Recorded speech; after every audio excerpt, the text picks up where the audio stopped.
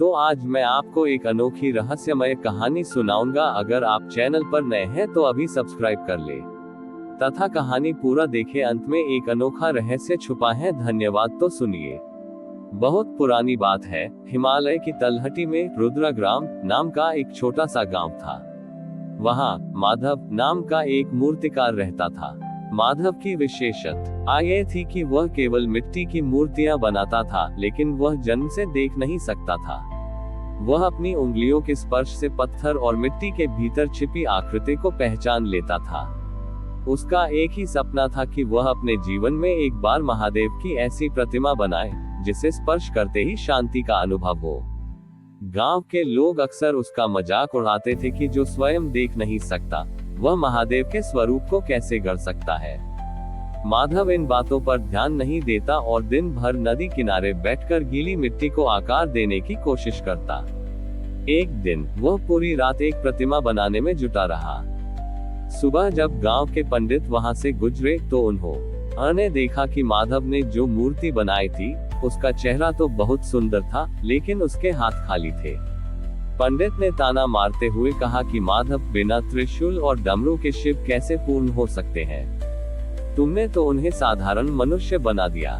माधव की आंखों में आंसू आ गए। उसने उसी रात महादेव से प्रार्थना की कि हे प्रभु, मैंने तो आपको अपनी आत्मा के स्पर्श से बनाया है। मुझे नहीं पता कि आपका त्रिशूल कैसा दिखता है या आपका डमरू कैसा है। क्या आप मेरे जैसे निर्धन और नेत्रहीन भक्त की इस अधूरी भेंट को स्वीकार नहीं करेंगे? उसी क्षण हवा का एक तेज झोंका आया और पूरी कुटिया कपूर की खुशबू से भर गई। माधव को महसूस हुआ कि कोई उसके पास खड़ा है। एक अत्यंत कोमल हाथ ने माधव के हाथों को पकड़ा और उस मिट्टी की मूर्ति पर फिराया। जैसे ही उन अलौकिक हाथों का स्पर्श हुआ, माधव की बंद आंखों के सामने एक तेज प्रकाश पुंज उभरा। उसे पहली बार महादेव का वह रूप दिखा जो केवल ध्यान में दिखता है, शांत, सौम्य और अनंत। महादेव ने मंद स्वर में कहा कि माधव, शस्त्र और आभूषण तो संसार को डराने या दिखाने के लिए हैं। मेरे वास्तविक स्वरूप के हाथ हमेशा आशीर्वाद देने और जीव के दुखों को हरने के लिए खुले रहते हैं। तुमने मुझे बिना शस्त्रों के बनाया, क्योंकि तुमने मुझे एक पिता और मित्र के रूप में महसूस किया। अगले दिन जब गांव वाले माधव की कुटिया पर पहुंचे तो वे दंग रह गए। वह मिट्टी की मूर्ति अब साधारण मिट्टी की नहीं रही थी, बल्कि वह एक दिव्य नीलमणि की तरह चमक रही थी। उस मूर्ति के चेहरे पर ऐसी मुस्कान थी जिसे देखकर क्रोधी व्यक्ति का क्रोध भी शांत हो जाए। बसे बड़ी बात यह थी कि माधव की आंखों की ज्योति वापस आ गई थी। लेकिन माधव ने अपनी आंखें खोलकर संसार को नहीं देखा, बल्कि वह फिर से आंखें बंद करके अपनी बनाई प्रतिमा के चरणों में बैठ गया। उसने कहा कि महादेव, जिस रूप को मैंने अंधकार में रहकर देख लिया, अब उसे इन आंखों से देखकर मैं सीमित नहीं करना चाहता।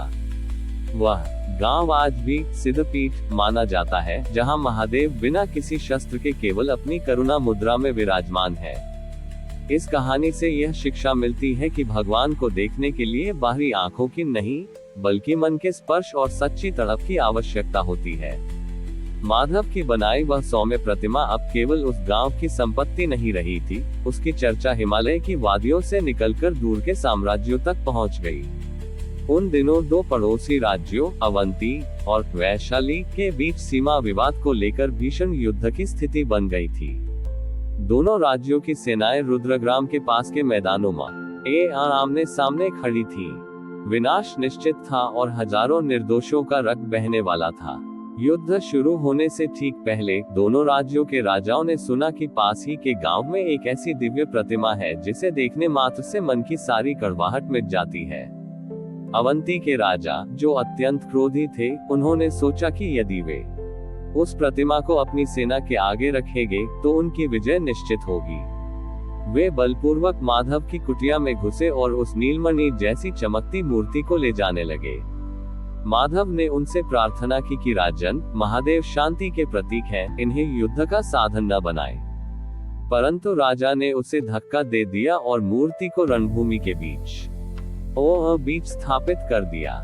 रणभूमि में जैसे ही शंखनाद हुआ और दोनों सेनाएं एक दूसरे पर प्रहार करने के लिए बढ़ी, अचानक उस दिव्य प्रतिमा से एक मध्यम मधुर संगीत निकलने लगा। वह संगीत किसी वाद्य यंत्र का नहीं था, बल्कि वह महादेव के हृदय की धड़कन जैसा था। जैसे जैसे सैनिक मूर्ति के करीब आए, उनके हाथों से तलवार अपने आप छूटने लगी। जो सैनिक क्रोध से चीख रहे थे, उनकी आंखों से अचानक करुणा के आंसू बहने लगे। तभी एक अद्भुत दृश्य हुआ। प्रतिमा के चेहरे पर जो मुस्कान थी, वह धीरे धीरे विस्तृत होने लगी और पूरी रणभूमि एक शीतल प्रकाश से भर गई। दोनों राजाओं ने देखा कि उनके सैनिकों के चेहरे बदल गए हैं। वे अब शत्रु नहीं, बल्कि एक ही पिता की संतान लग रहे थे। अवंती और वैशाली के राजा, जो एक दूसरे का वध करने पर तुले थे, वे उस प्रतिमा के सामने जाकर घुटनों के बल बैठ गए। उन्हें बोध हुआ कि जिस भूमि के टुकड़े के लिए वे रक्त बहा रहे हैं, वह महादेव की रचना है और विनाश से कभी किसी का भला नहीं हुआ। राजाओं ने शस्त्र त्याग दिए और आपस में गले मिल गए।